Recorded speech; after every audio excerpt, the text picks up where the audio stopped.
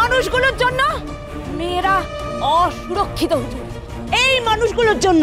আপনি এসব কথা ছাড়ুন, আপনি বলুন যে পদ্মরানী দাসের বিয়ে হয়েছে? কোশমিন কালেও না। সে কি? উনি যে বললেন বিয়েতে নিমন্ত্রিত হয়ে গিফট দিতে গেছিলেন। মিথ্যে, মিথ্যে বলেছেন। আর একটা চক্র আছে, উনি সবাইকে ফাঁসিয়ে দেন।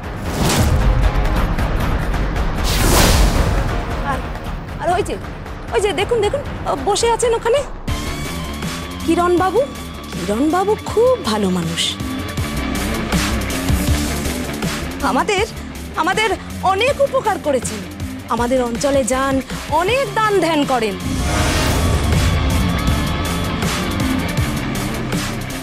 মেয়েদের জন্য সংগঠন তৈরি করে মেয়েদের সহায়তা করেন। ওনারই ছেলেকে ফাঁসিয়ে দিয়েছে। ওই লোকটা খুব খারাপ, খুনি, তোকে খুন করতে চাইছে।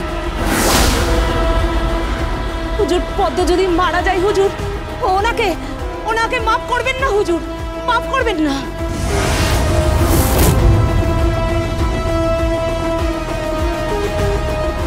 অপরাধ আমার জনীয় হুজুর, আমার জনীয়।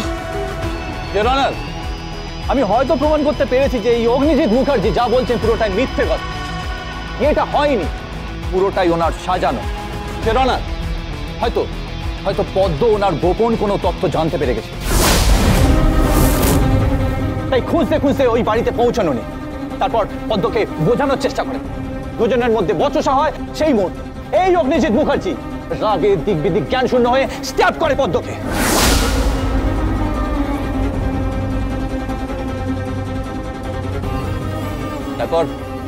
তারপর খুন করে ভেবেছিলেন যে বডিটা লোপাট করে দেবেন, খালে ফেলে দেবেন বা অন্যত্র চালান করে দেবেন।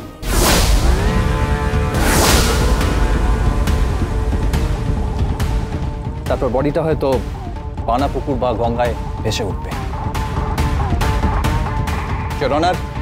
পদ্মর মতন অসহায় মেয়েরা।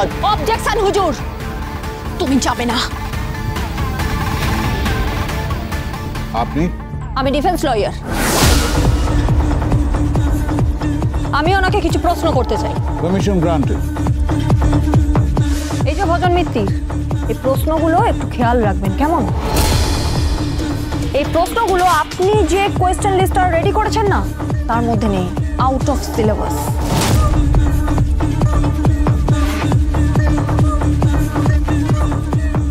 রূপা রানী দেবী, আয়া সেন্টার চালান। হ্যাঁ। তা পদ্ম রানী দাসকে মুখার্জি বাড়িতে আপনি কাজে দিয়েছিলেন? হ্যাঁ। কত বছর ছিল? অনেক বছর। কত বছর ছিল?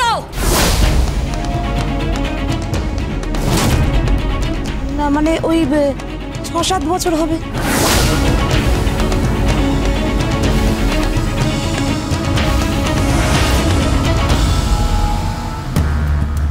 হ্যালো, হ্যাঁ, কি অবস্থা? এখনো চলছে? হ্যাঁ, ড্যাডি কাট করায়? আমি ভাবতে পারছি না রে, কিন্তু আই এম শিওর যে রায় ড্যাডির ফরেই যাবে। আমাদের ভালো লয়ার আছে, তানভি তো আছেই। হ্যাঁ, গীতা কেস লড়ছে?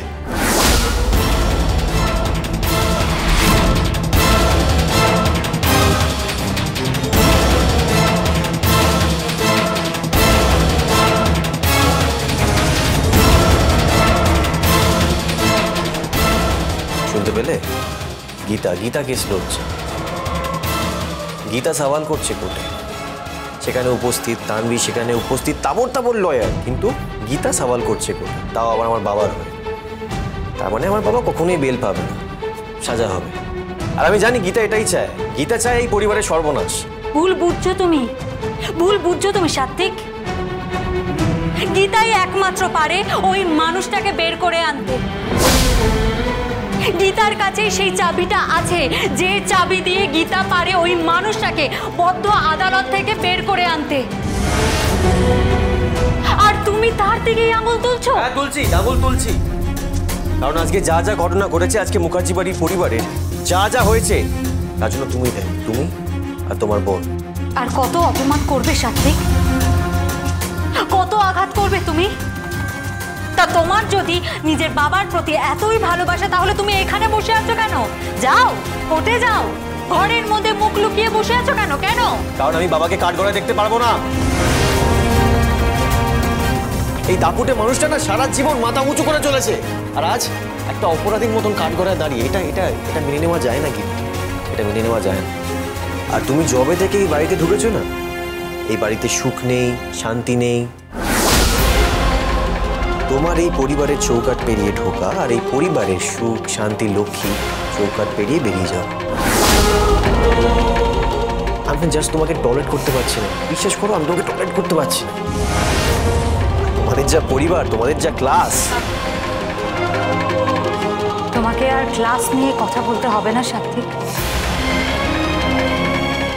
বড় বাড়ি, বড় গাড়ি থাকলে ক্লাস তৈরি হয় না। ক্লাস থাকে এইখানে,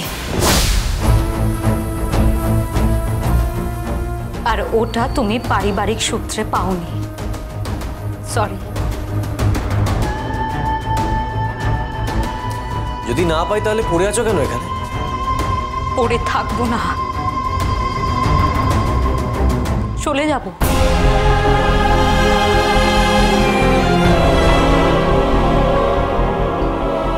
লোভ হয়েছিল জীবনে একবার, বড়লোক হবার লোভ হয়েছিল। তুমি ঠিক বলেছ সাত্বিক, আমি ভয় পেতাম, ভয় পেতাম। ওই কলোনিতে থাকতে আমি খুব ভয় পেতাম। চারিদিকে শুধু দারিদ্রতা, দারিদ্রতা আর দারিদ্রতা। অভাব দেখতে দেখতে আমি বিরক্ত হয়ে গেছিলাম। কোনো ফিউচার ছিল না সেখানে।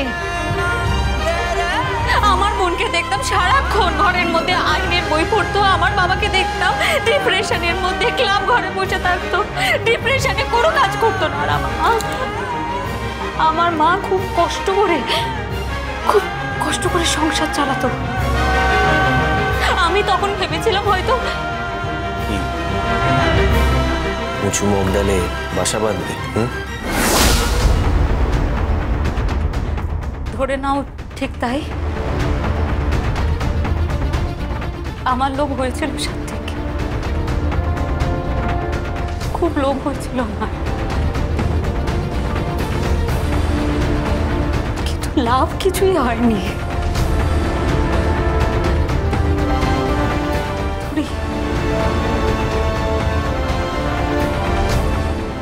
লাভ তো হয়েছিল।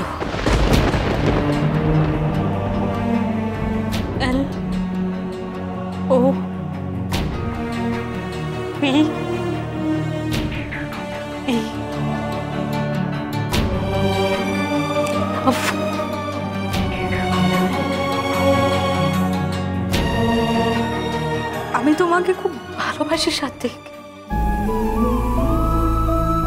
সত্যি আমি তোমাকে খুব ভালোবাসি। আমি জানি যে তুমি আমাকে খুব ঘৃণা করো, কিন্তু আমি তোমাকে ভালোবাসি সাত্বিক, ভালোবাসি। আমি জানি আমি জোর করে সংসার করা যায় না, জোর করে কোনো কিছু পাওয়া যায় না, জোর করে ভালোবাসা যায় না। আমি সেটা বুঝতে পেরেছি।